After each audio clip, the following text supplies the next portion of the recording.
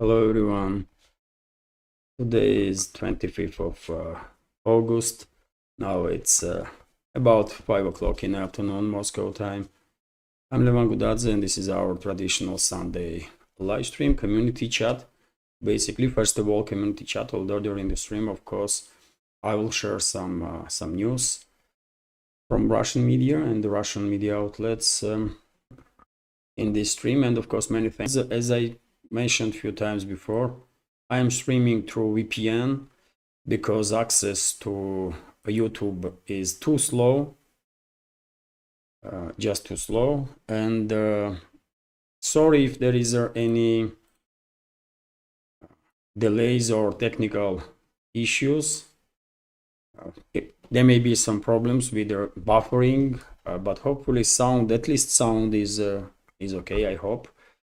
And well, I did not I just checked a few minutes ago my Patreon page, and their boost is also here.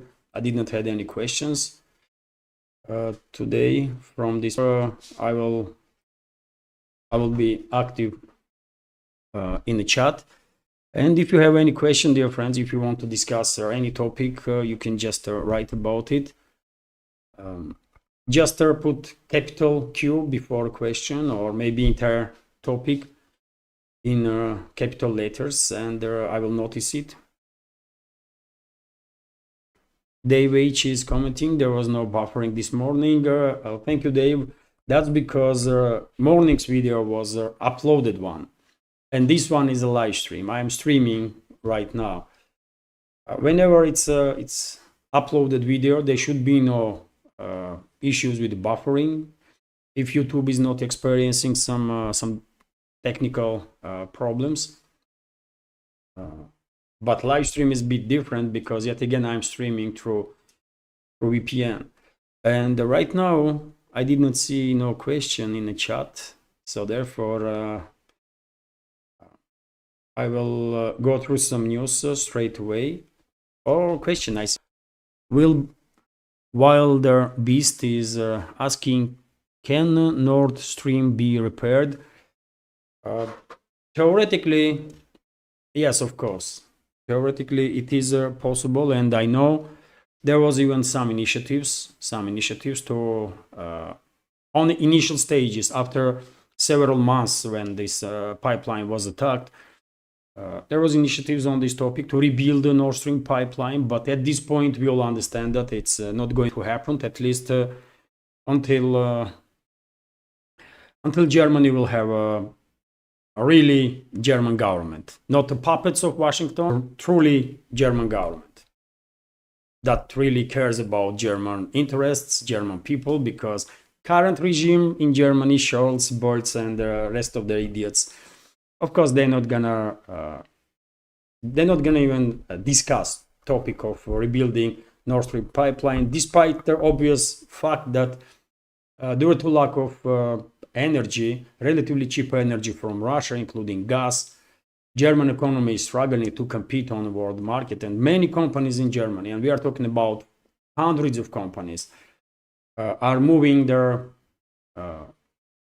factories or their industrial capabilities outside of Germany.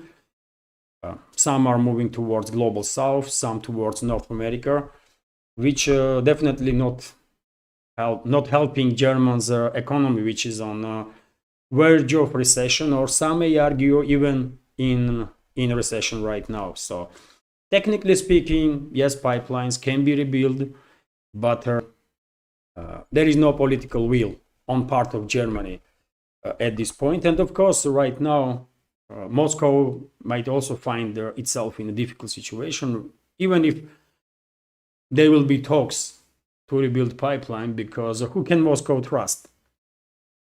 It's an important question, isn't it? Legit question. Can Moscow trust anybody from collective West or so-called Western elites? I doubt that. I will definitely struggle to trust anybody from the leadership of the Western countries or countries of the collective West. And I guess you will be in a similar position. you will find yourself in a similar position. And I guess Russian leadership is also, I mean, if they're discussing between each other those topics, they also are struggling probably with the topic of trust when it comes to dialogue with the Western leaders and that kind of stuff. Also, by the way, I see a question. Admadovich Nas is asking, in your opinion, can European and Russia, after all this, West will rebuild relations, or impossible, not even in the future? Well, there is nothing. Some may say never, isn't it? There is nothing impossible, but I guess it will take decades to rebuild at least a basic level of trust between Russian society, Russian political leadership, and the Western political leadership, and also Western society, by the way, because we should always keep in mind that, unfortunately, even though they are small, well-informed groups in the collective West, when it comes to citizens, vast majority is heavily influenced by propaganda, and they are pure Russophobes at this point. I mean, they hate us, and they are not even hiding this, right? So to rebuild trust, it will for sure decades, 100%. But it is possible, and that's why I'm always happy when I see that certain levels of cooperation still in the place between some companies from Russia and the West. There are communication between citizens. I am also to break in this future road to rebuild relationships, because I am a significant number of our community, majority of our community basically are from Western states, from collective West, and you know, by making these videos, by working on these projects, of course, I'm communicating with the Western society also, and there are many other examples, isn't it? So hopefully there will be more and more connections between the sides, and sometime in the future, in 20-30 years, when I guess a couple of generations will change, probably we will see cooperation being rebuilt or relationships, but it's definitely not happening anytime soon. That's unfortunately this is the case, and I'm saying unfortunately because I truly don't understand why should Western states be so hostile towards Russia. Why should the leadership of the West act this aggressively against Russia and all of that stuff? But well, they are fighting for their dominance, isn't it? Western ruling class is fighting for its dominance, and they have no reverse gear, so they will sign up for anything, really. They are sacrificing very before our eyes millions of citizens of Ukraine, isn't it? And Ukraine itself. And they are planning to do exactly the same with Taiwan against China. They are planning to provoke regional war in the Middle East. So, I mean, you tell me. No, unfortunately, Western ruling class is an evil force. It truly is, and they are existential threat to humanity. I will say. And dear friends, I will use this opportunity, if I may, and I'll give you some announcements about some plans that I have from September about programming. Hopefully, I will manage to do it.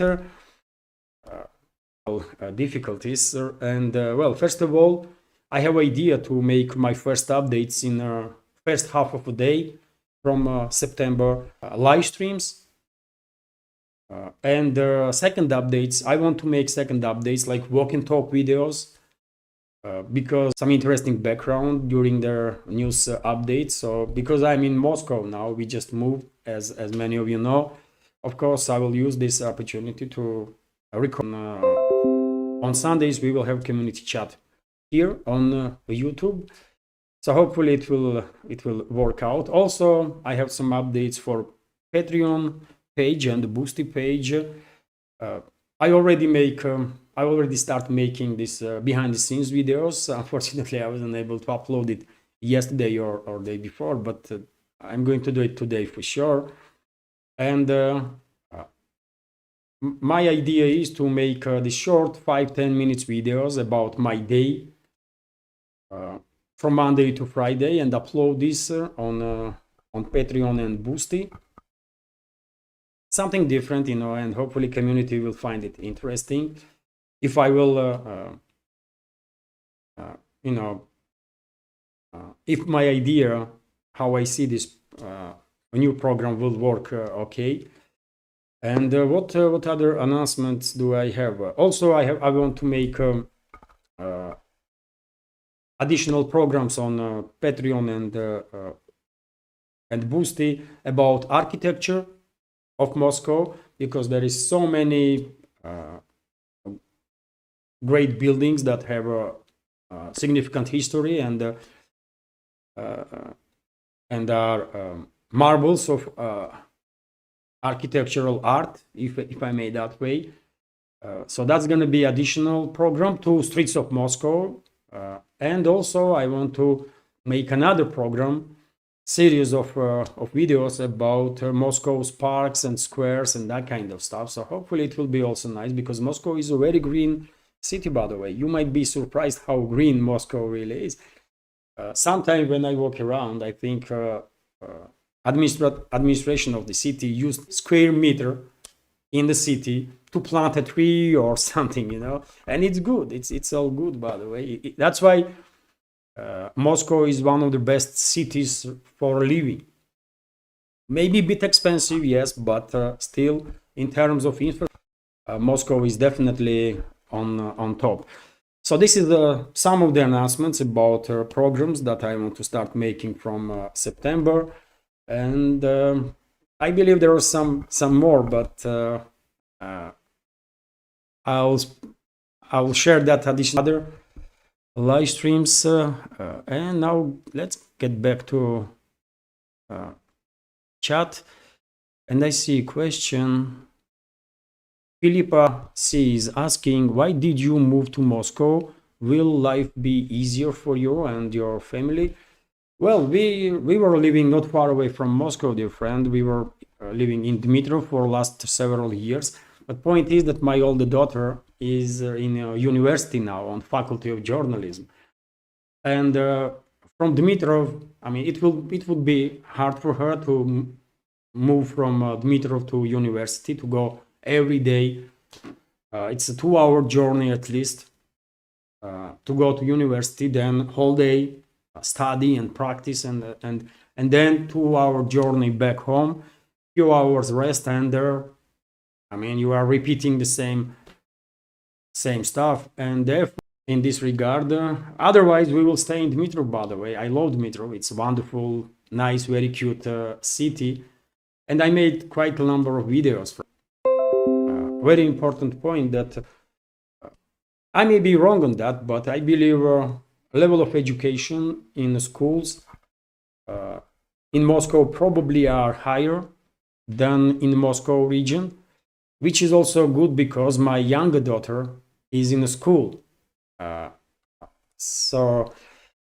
And she is in higher classes now, and of course focus on education is extremely important, because in a couple of years time she will also have to make an important decision if she wants to continue education, and if yes, then in which area, in which field is interesting for her, which university will work better, and all that kind of stuff. So therefore, in terms of preparation and towards higher education, of course, I think this move towards Moscow will also benefit my younger daughter, and she will have better opportunities to increase her level of knowledge. So it is important. It's all about kids, by the way, isn't it? I'm a family man, so in this world is to be as useful for my kids as I possibly can, because I mean, let's be real, man. I'm 46 now. I've seen some stuff in this life, and I mean, you know, as I said, all parents will understand me, I guess. Only reason that keeps us moving is this responsibility before our family, before our kids. And this is wonderful, by the way. That makes us happy, right? That's why we feel happiness, because we are useful to our families. So that's my answer, dear friend. Hopefully it was informative enough. Also, Venture Dent is asking, Levan, any idea on what's up in SSR? Rumors that Xi Jinping's body double is only making public appearance. What's up with Xi Jinping? Oh, I don't know, really. I did not even know that there are some rumors that something has happened with Xi Jinping. I just hear that from you, so maybe I missed something while we were moving from Dmitry to Moscow, possibly, but I don't know, dear friend. I would not be surprised if Xi Jinping or any other leader, for that matter, has some body doubles for security reasons. That's nothing new, really. But on this particular topic, I just have no knowledge, and I did not see any information in Russian segment of internet about Xi Jinping, really, last couple of days. So I don't know.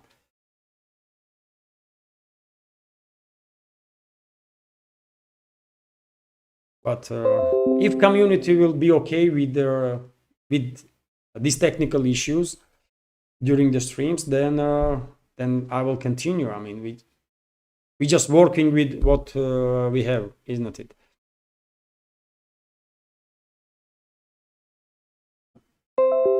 Well, I don't think Putin is waiting for U.S. presidential elections, and I don't really think Kremlin is paying too much attention to it, really, because I mean, let's be real. Does it really matters who is the president in U.S.?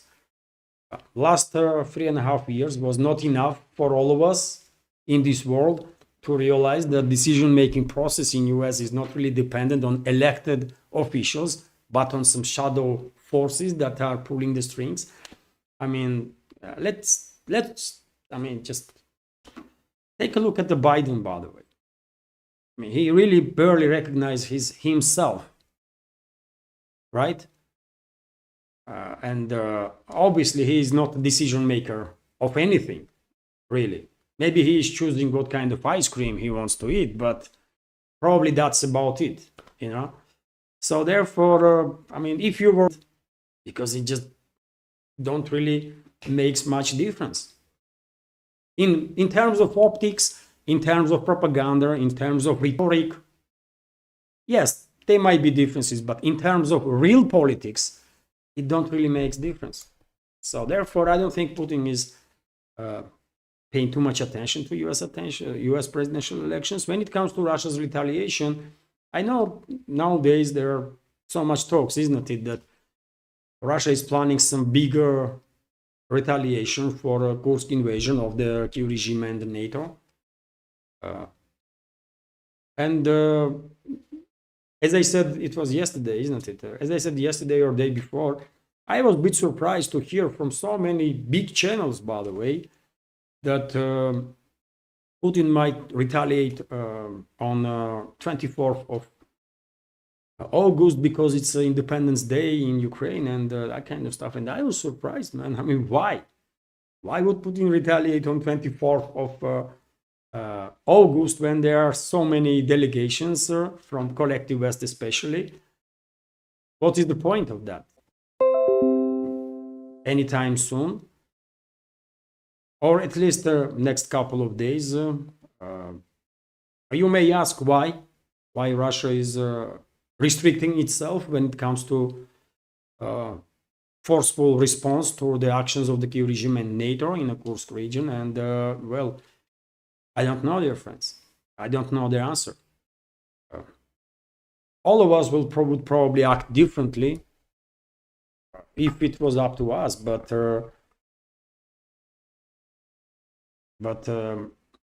well, the Russian leadership has its own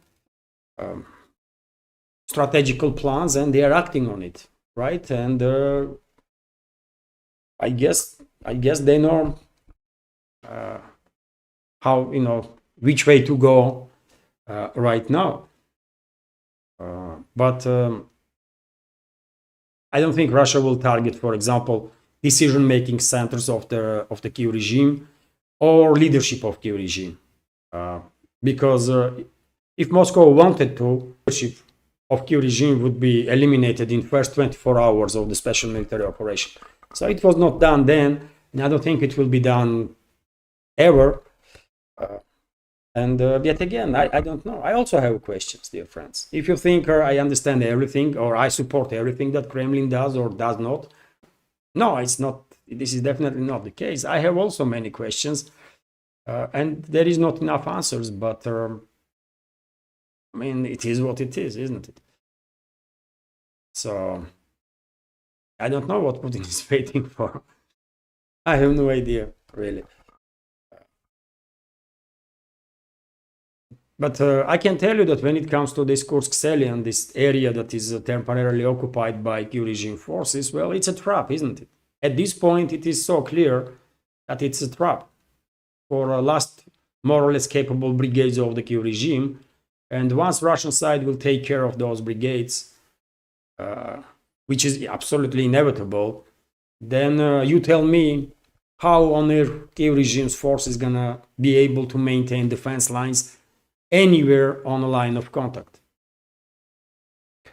So maybe there is a plan in place that Kremlin and Russia's security forces, general staff has, and they are just acting on it, you know, without any rush, without any hysteria and emotional decision-making process, because it's a serious stuff and you cannot base your decisions on emotions. Am I correct? Yes, because emotions are never good advisors, really.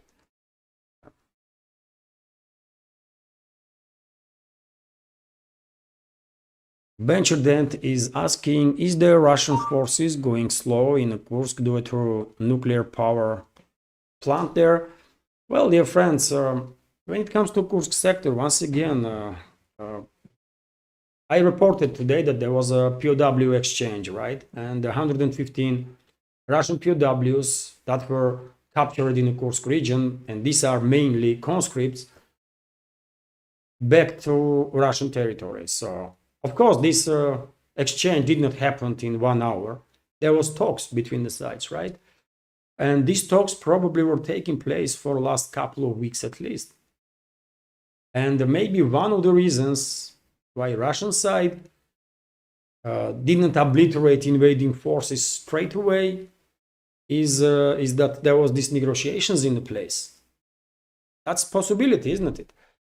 In other hand, well, more troops Kyiv regime will send into this Kursk salient.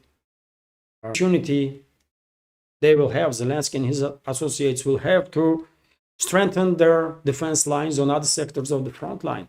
So from military standpoint, some may even argue that Kursk incursion or invasion was some sort of gift to Russian armed forces, because they will have opportunity now to deal at once with the last strategical reserves of the Kyiv regime. And some may argue that there is logic behind this kind of understanding or reading of the big picture.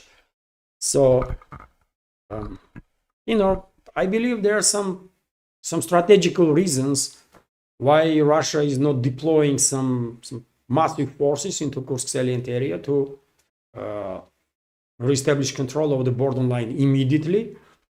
And sometime in the future, I guess we will learn what exactly was going on. But when it comes to nuclear power plants, well, Kiev regime is targeting nuclear power plants on a regular basis, isn't it? One should always keep in mind that, first of all, it is not that easy to destroy nuclear power plant areas. These buildings where these nuclear reactors are, those buildings are protected even from an airliner crash. If a massive airliner will crash to that building should withstand that, and nuclear reactors should be still safe, right?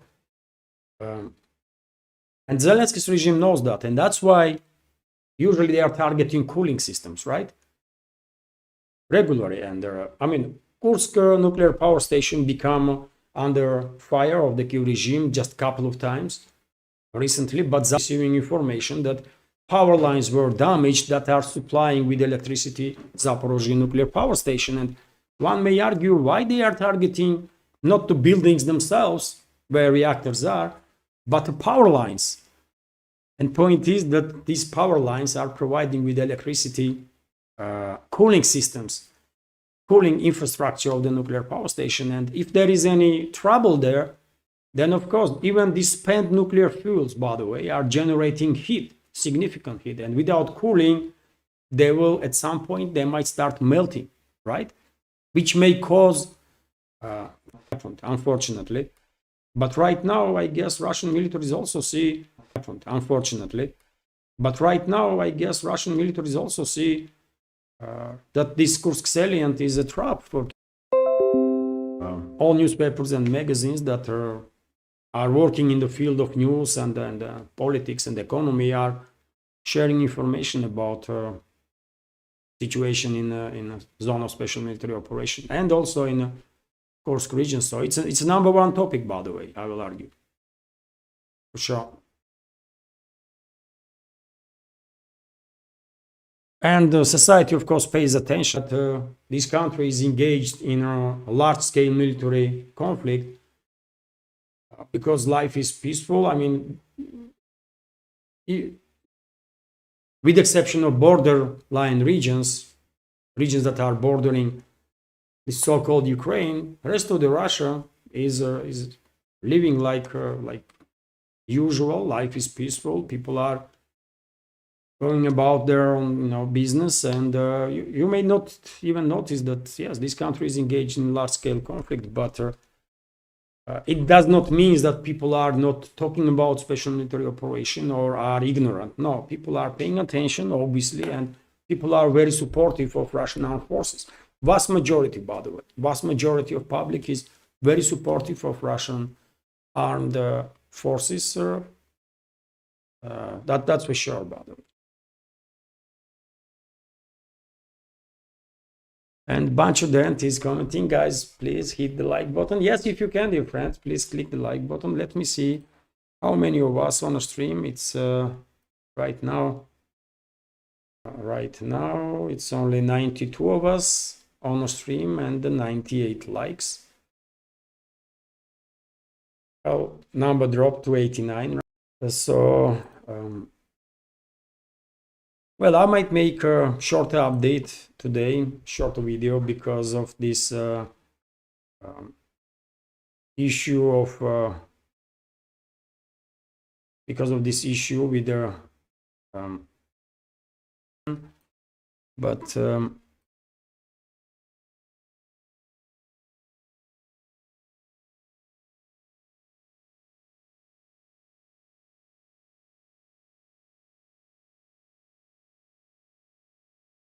so, dear friends, I guess I react our question here. Spiritual Journey is asking, which oblast do you think will be Ukraine after this war, and do you think Russia would agree this oblast to join NATO if NATO recognize the rest of Ukraine as Russia? Well, I believe Ukraine will be divided, will undergo full-scale disintegration after this conflict will end. And the western regions of Ukraine entirely will end up under NATO control, and most likely eventually will be claimed by Poland, Hungary, and Romania, because those territories used to end Poland before Second World War, in case of Hungary before First World War. And my understanding is that rest of the Ukraine will become under Russian control and eventually will join Russia. Although there is, of course, and I always mention this, that there is, of course, a theoretical possibility that Kiev and surrounding areas will remain as a landlocked quasi-state under the name of Ukraine, although I struggle to understand why would Moscow ever agree on that. So that's my take on fate of Ukraine, by the way. Full-scale disintegration of this failed state is absolutely inevitable. I mean, I'm convincing that for 110%. And dear friends, let's go through some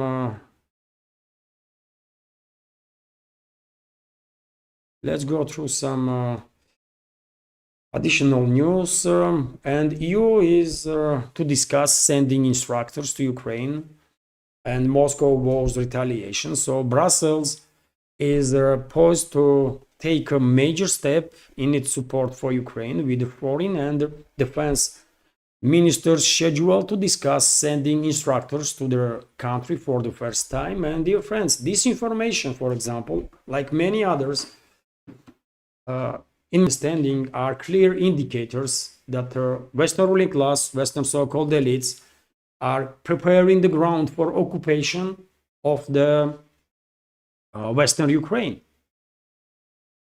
And that's how I see this type of news. And eventually, of course, they will send their troops into Western Ukraine. No doubts about that. Question is, will these troops remain in Western Ukraine, or they will move further eastwards? Because if they will stay in Western Ukraine, so okay, there might be some clashes, local scale clashes between Russian and NATO forces in that case. Call them instructors or whatever, but it's a NATO forces. There might be some local scale clashes that will not provoke a full-scale confrontation between Russia and NATO. But if those NATO troops move eastwards, then that's a whole different story. And in that case, I believe there might be some significant escalation between Russia and NATO.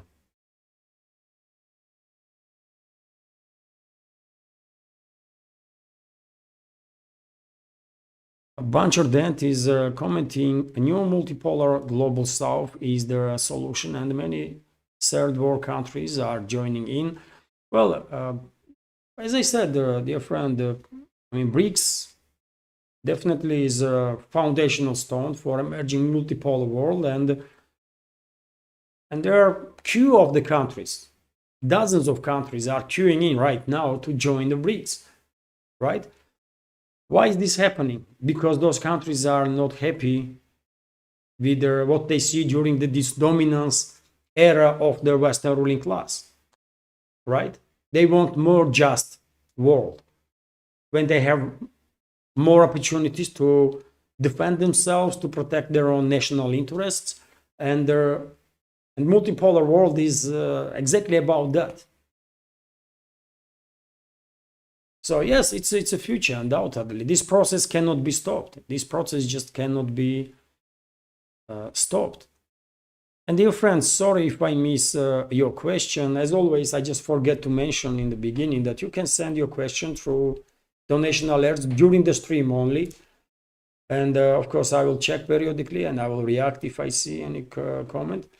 And you can send your comment through Boosty also, and it will, I will see notification about it, and I will read your question or comment. So okay, as I reported today in the first update, more than 300 rockets were fired by Lebanese Hezbollah. According, it is unfortunately, it is a possibility, it is a high risk there that we might see some significant escalation between Hezbollah and Israel in upcoming days and weeks. And unfortunately, as I said, Western ruling class wants to provoke regional war, so therefore we might see some additional provocations against Iran, and then Iran's retaliatory strikes, and when things may go on down spiral very quickly. Also, of course, I share the link to my first update. Unfortunately, dear friends, YouTube is crashing my today's update, first update. We can check right now in real time, and well, in 4 hours, only 1600 views on my YouTube on my first video. That's well, that's at least that's what YouTube shows, and it's quite unfortunate, really. But I guess YouTube's administration makes some changes in the algorithm and make it even crazier. And probably only like few percent of our community receive notification about my update. I don't know what happened, but in 4 hours, just 1600 views. Either YouTube is manipulating with the numbers, because take a look at the likes, by the way, 431 like and only 1600 views. Usually view like ratio is 10%, so more than 400 likes means it should be at least 4,000 views, right, with that ratio, 10%. But YouTube shows only 1600 views. I don't know, man. Maybe I should move on Patreon completely and just forget about YouTube. After all, my channel on Patreon is monetized. But until I'm here on YouTube, of course, I will try my best to be as informative and useful to our community as I can. And well, anyways, let's continue. Russia demands France to explanations to be given about arrest of the Durov. And there was reports, by the way, that tomorrow French authorities will make statements about arrest of the Durov. Well, of course, this is clear demonstration, by the way, that all these talks by Western ruling class about freedom of speech, human rights, it's all BS, by the way. They don't care about anything except themselves and their geopolitical agenda or ideological agenda. And whenever you hear from any Western politician speech about human rights, I mean, you should know straight away these criminals are despicable individuals and are full of garbage, because it is the case, by the way. Did you hear any statements from any politician in the Western ruling class condemning arrest of the Durov? I didn't. Even though very same politicians almost constantly they love to talk about human rights, isn't it? Democracy and human rights and freedom of speech. But did they even try to comment on this issue, which is direct strike on freedom of speech, of course, and also strong warning to other heads of these social platforms to be careful, because they might be next, right? And this is, by the way, video of Russian strike island in the Black Sea, and according to reports, as I report today, a significant number of special forces of the Kiev regime and also NATO special forces were eliminated during this strike. No detailed information was given in addition, but well, I guess it is significant to know that NATO special operations forces were obliterated basically on this Snake Island. I'm not sure if Western media, so-called media, will even mention this strike. Probably they wouldn't. Also, I shared the update from Russian Defense Ministry about progress of special military operation during the previous 24 hours. Then update from video about Zelensky being trapped in the Kursk region, which is, I agree completely, by the way. Kursk salient is a trap. I was saying this from very beginning, and it is the case. It's a trap for Kyiv regime for sure. And this is update from Russian Defense Ministry about losses of Kyiv regime in the Kursk region. So during the military action in the Kursk direction, Ukrainian armed forces lost over 5,800. The Russian Defense Ministry reported that, as stated in the report, during the military actions in the Kursk direction, the Ukrainian armed forces lost over 5,800 military personnel, also 31 infantry fighting vehicles, 72 tanks, 58 armored personnel carriers, 177 other types of vehicles, 300 or motor cars, one may say, pickup trucks and that kind of vehicles, 383 combat armored vehicles, 37 artillery pieces, according to RIA Novosti. Defense Ministry added that Ukrainian armed forces also lost 11 multi-launch rocket systems, including 3 HIMARS, MLRS, 5 air defense systems, 9 electronic warfare systems, counter-battery radar, an air defense radar, 2 engineering obstacle clearing vehicles, and 1 UR-77 mine clearing unit. So quite significant numbers, isn't it? Almost 6,000 casualties on the part of Kyiv regime just in a couple of that small area of Kursk region. That's big, and I believe Russian Defense Ministry is quite conservative in its estimation, and their true casualty levels are significantly higher on the part of Kyiv regime forces. And I mean, you tell me if this is not a trap when Russian forces are basically decimating Kyiv regime's brigades, last more or less capable brigades, one by one, then what that is. What Kyiv regime even achieved with this incursion? Nothing, isn't it? Some may argue, I mean, they had they have media victories, and okay, their celebration will be short-lived, but in practical terms, did Kyiv regime or collective West gain anything? No. While Russian side, as I said, are neutralizing last strategical reserves of the Kyiv regime. And it is so obvious, by the way, that if, according to some reports, and I also share that opinion, that if a main task for Kyiv regime's forces was to reach Kurchatov city, and if that was the main goal, then, I mean, NATO, Western ruling class, Kyiv regime, they clearly failed, isn't it? They clearly failed. Russian offensive has even intensified in other sectors of the front line.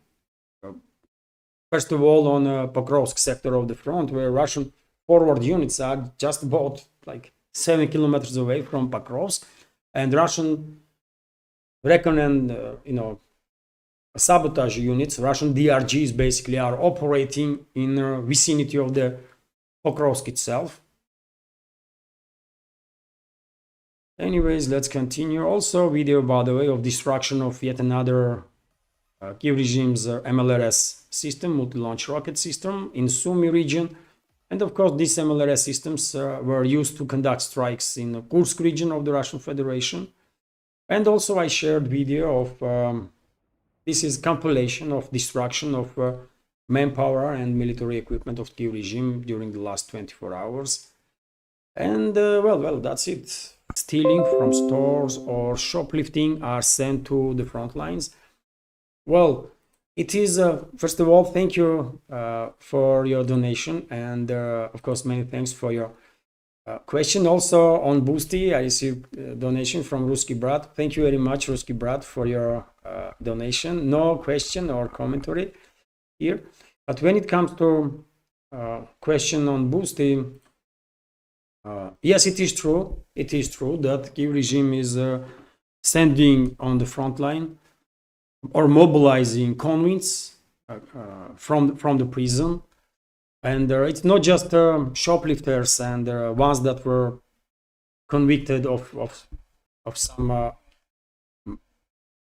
mean, I don't know, is a minor crimes is a correct sentence, but Kiev regime is sending to the front also criminals that committed very heavy crimes. Although, as far as I understand, it's not Kiev regime is not sending to the front. They're not grabbing everybody from the prisons. This is also true that they are not grabbing everybody. They kind of giving their choice to the prisoners to shorten their sentences and to join the armed forces of Kiev regime. Although my knowledge of their situation may be not enough, and maybe in reality Kiev regime is literally sending just about everybody from the prisoners that can carry the weapon to the front line.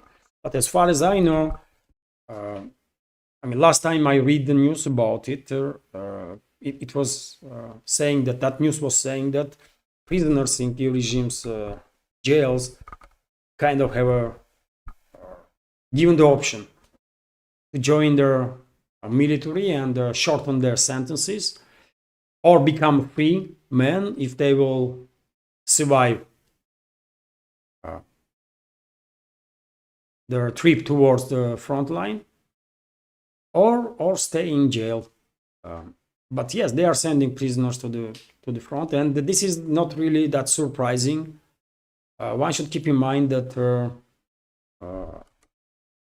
Wagner PMC, by the way, was also taking in inmates, and it was a fairly intense process, especially during the Bakhmut operation, in which Wagner PMC play, of course, a major role. And I believe even now in Russian penitentiary system, prisoners have a choice. They have given a choice, similar choice. They can shorten their sentence or become even free if they will serve in army for a certain time. And this type of stuff done by all countries, by the way. Whenever they need additional manpower, these kind of steps are done just about everywhere, so it's not really surprising. So this is my answer. Hopefully it's informative enough. Once again, thank you. Okay, thank you for your question and donation.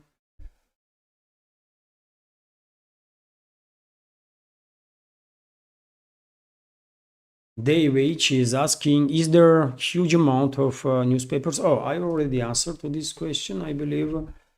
Peter Wilder Beast is asking, what's Russian support in Africa, like Burkina Faso? Well, Russia is Russia is in high demand in Africa right now, isn't it? Especially in the Sahel region. Especially in Central Africa, to widen the geography. And we should keep in mind that Russia and South Africa, by the way, are members of the BRICS and strategical partners, I will say. So it's not just Burkina Faso, but I believe many countries in Africa are seeking better relationships with Russia because they see opportunities. They see opportunities. When they talk, literally, you may not be able to recognize the number of African states. That's how immense progress gonna be in those countries. And if like some 15, 20, 30 years ago, there was talks worldwide about miracle of the global south, and almost all the countries in the global south was called tigers, economical tigers. I believe this process of rapid developments of the economies is going to shift to Africa now. And of course, it does makes all the sense that African states want to build their cooperations and better ties with the BRICS member states, Russia included, and their dear friends. Russia was always seen by African nations as a friendly nation and never as the colonizer, because Russia was never colonizer in Africa, right?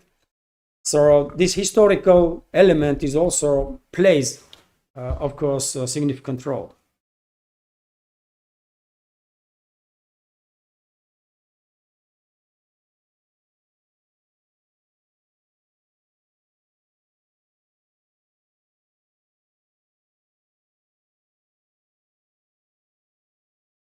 Hung Mu is commenting governments of the West and their ships do not represent those of us who hate NATO and US government.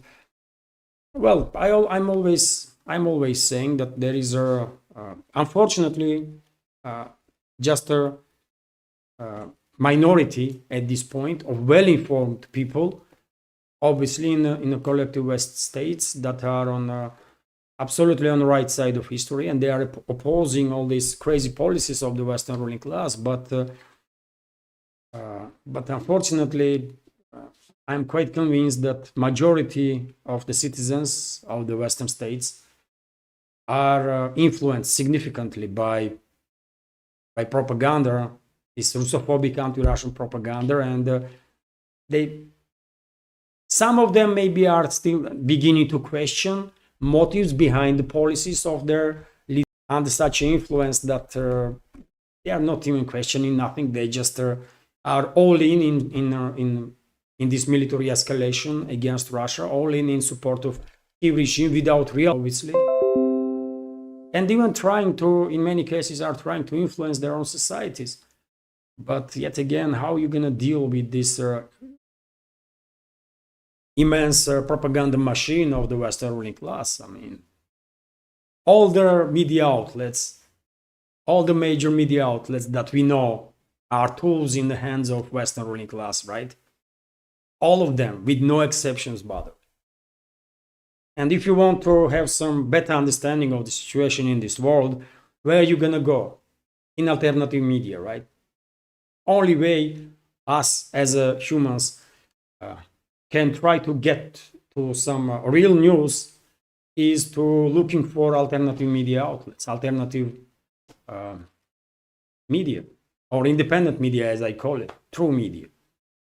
And thanks God, there are many channels on alternative media that are provide good analytics and proper news and updates. I mean, we're all familiar with these channels. There are plenty of them, by the way. Duran, for example, obviously. In my ranking, Duran is definitely number one. New Atlas, by the way, I have a huge respect for New Atlas, Brian Berletic. He does great work, obviously. Judge Napolitano, by the way, he has great guests on regular basis. And I mean, wonderful programs, by the way.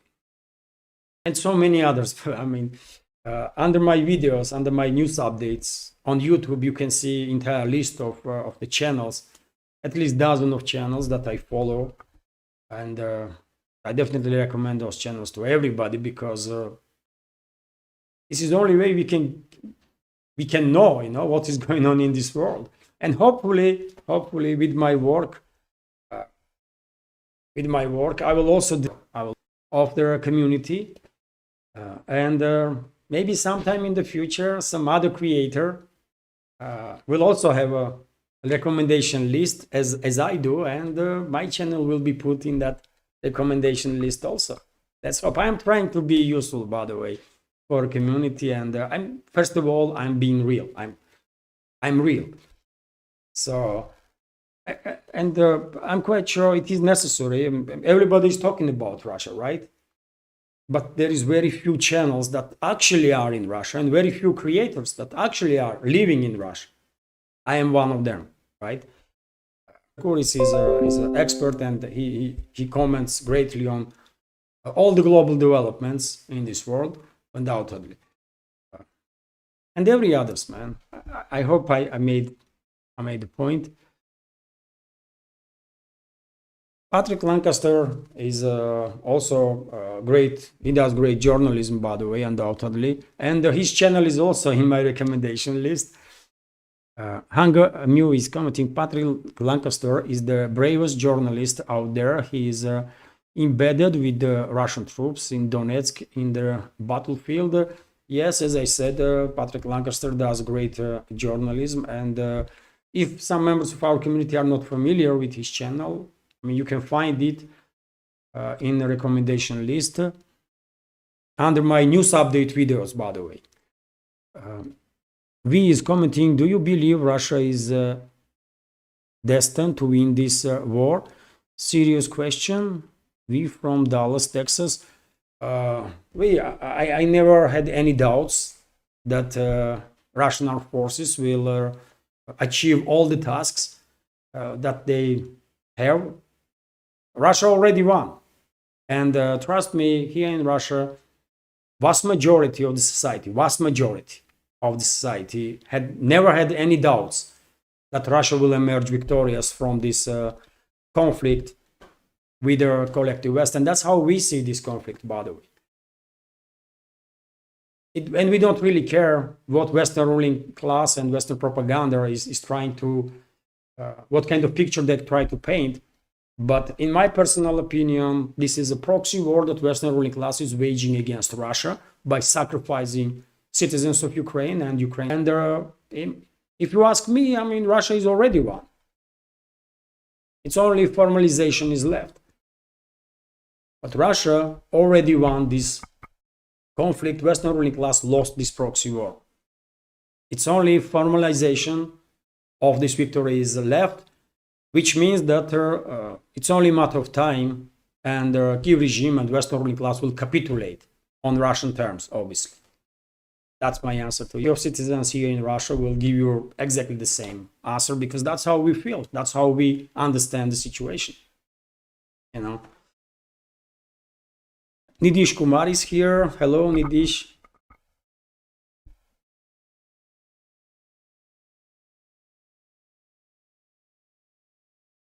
I see a question from Nidish. Does Sweden put lumber sanctions on Russia? If yes, how are they going to source cheap lumber?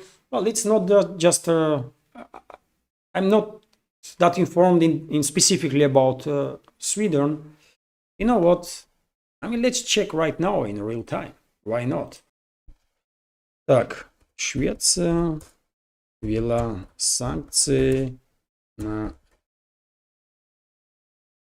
древесину. Let's see if any news pops up then.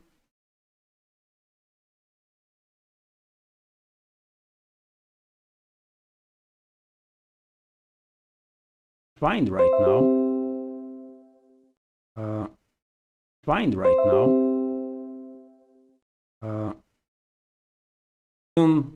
Imposed some specific sanctions on Russian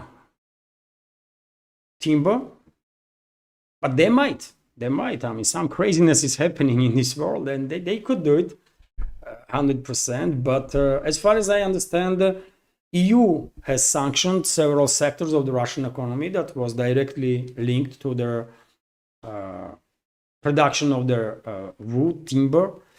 And European states, number of European states, businesses are not happy now about it because, of course, Russia is one of the major sources in this world. Not just Russia, but Russia is also one of the major exporters of their wood, timber on this planet. And well, Sweden is not going to be any exception. Just read, they were not happy. Not because of the Western sanctions, but because of the Russian export tariffs. Okay.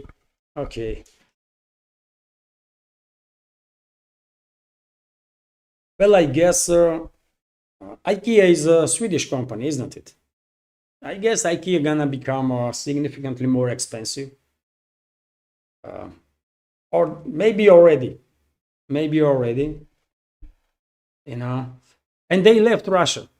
IKEA was here, presented on Russian market, and quite well established, and they left Russia because of this ideology, Russophobical ideology of the leadership of that company, and therefore I would not feel sorry if IKEA will get bankrupt at all. They deserve it. Because there are some other companies also, by the way, Western ones, that chose a different path. They created alternative brands to maintain themselves on Russian market, and they are here, still operating. For example, Leroy Merlin, right? They have a new name now. This rebranding is happening last couple of months, and well, they not just maintain their presence on Russian markets, but they are very big here in this segment of economy, DIY segment of economy.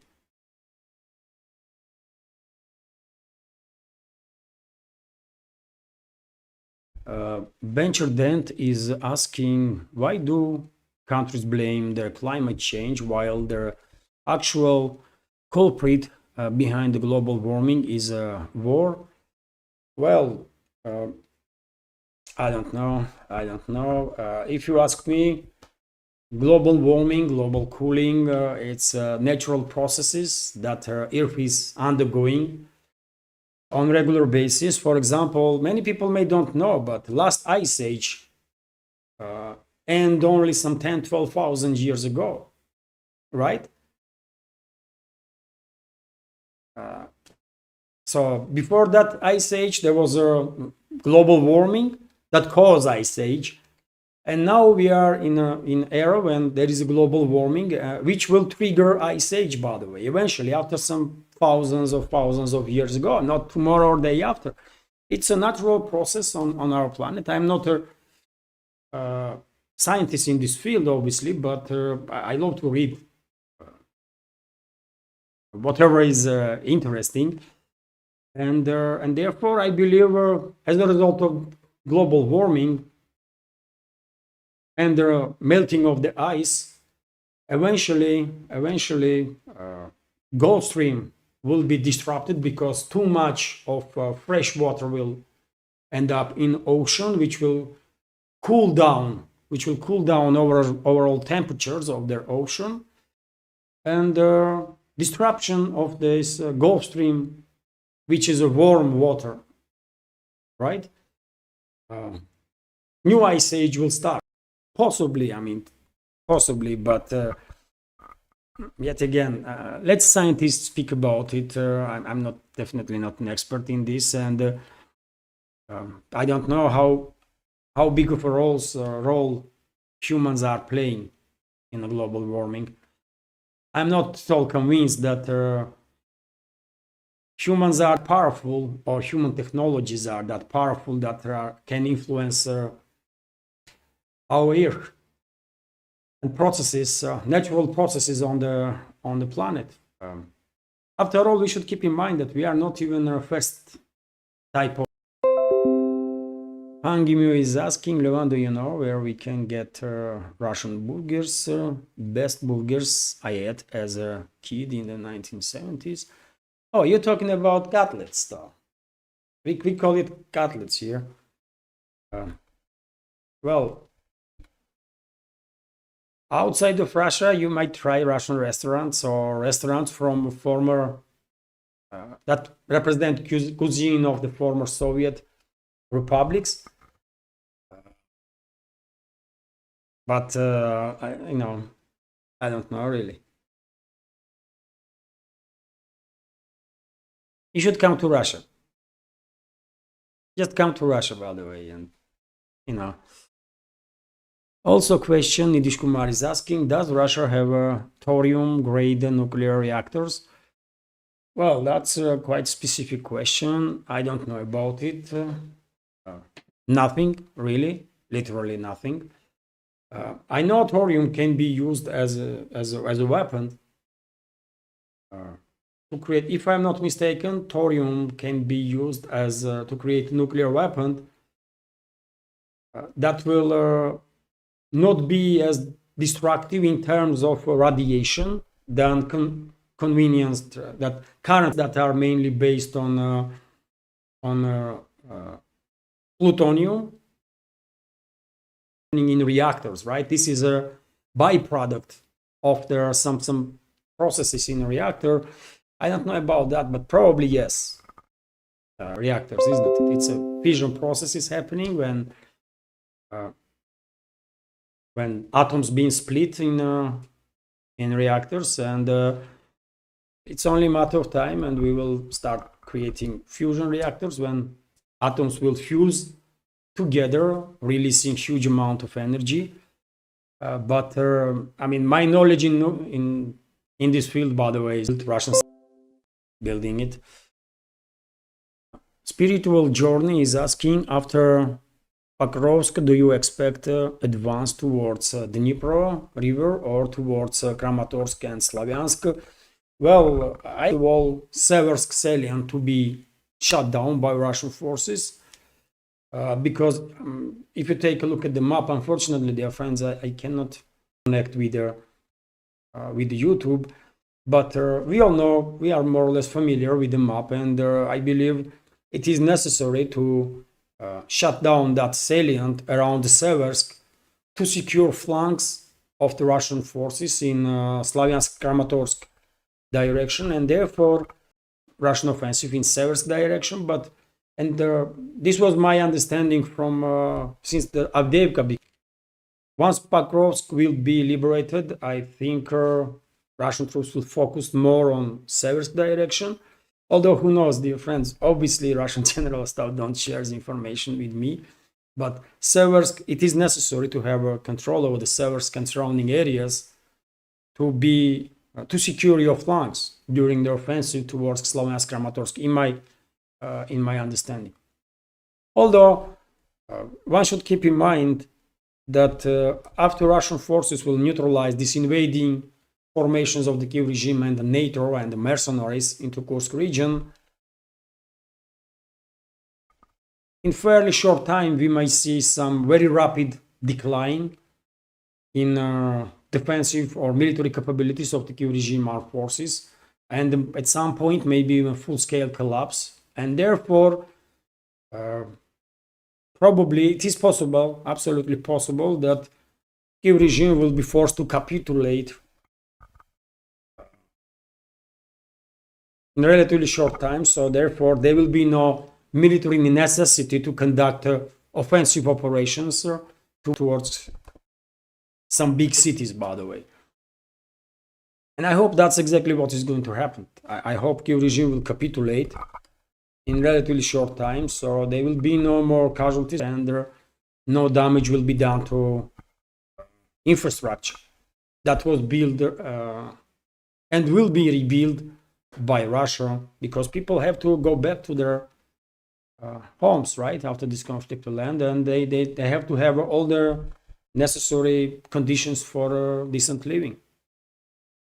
And it's Russia that will take care of that, obviously, and Russian society.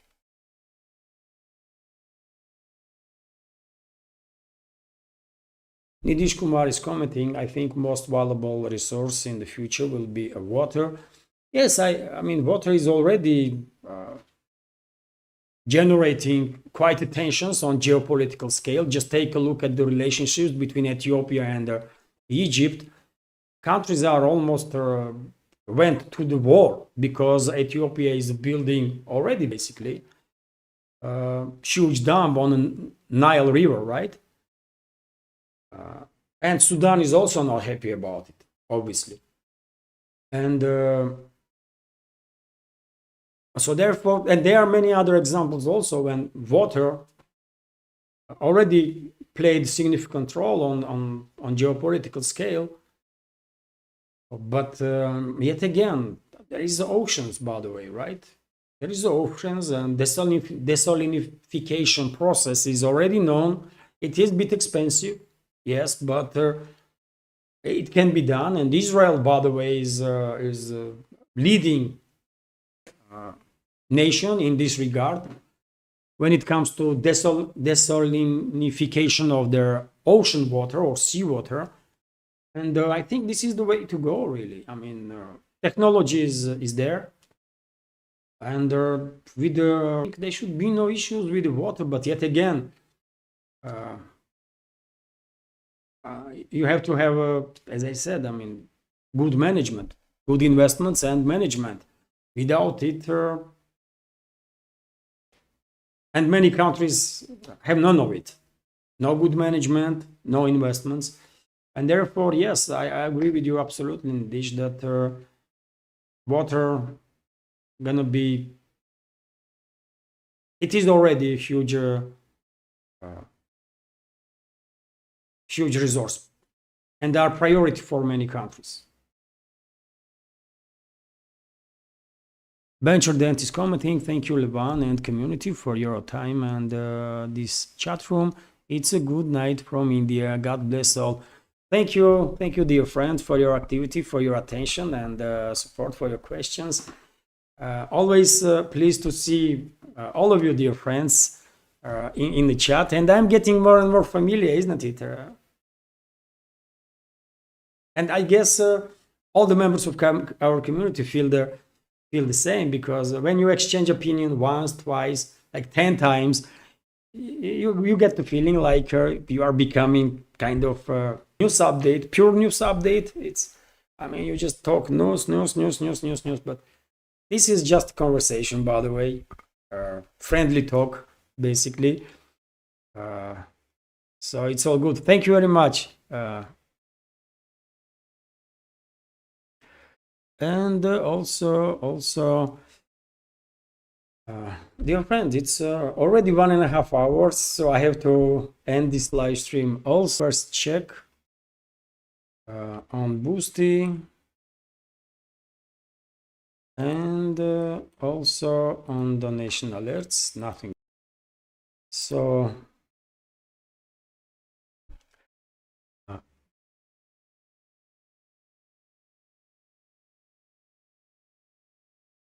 Young Mew is commenting, Western world been controlling the world in the past while Russia and China are actually developing their world. Yes, Western world had a unique opportunity to lead humanity, by the way, and they screwed up. They screw themselves and they screw entire world, because what is the what Western world achieved with its dominations? I mean, take a look at the last 20, 30, 40, 50 years. And when you think actions of the Western world, first what comes up to mind is war, destruction, killings, all the negative stuff, right? Why? Western ruling class had such a unique opportunity to lead humanity, to lead this world towards the better place, but they screw up because of they are greedy, by the way, because of their greed, you know, and they are not just greedy, but they are disrespectful for everybody, I mean, towards everybody. They know no respect. I mean, they are not decent human beings. They have no nobility in there, and that's why they screw up, you know. Zarael is here, by the way. Hello, Zarael. And hello, everybody, dear friends, of course. And there are many thanks for your attention. Spiritual Journey is asking, what is your opinion on Turkey's geopolitical situation, considering that they stated publicly that they want to join BRICS, yet they are part of NATO? Well, there was an answer, isn't it, on this matter.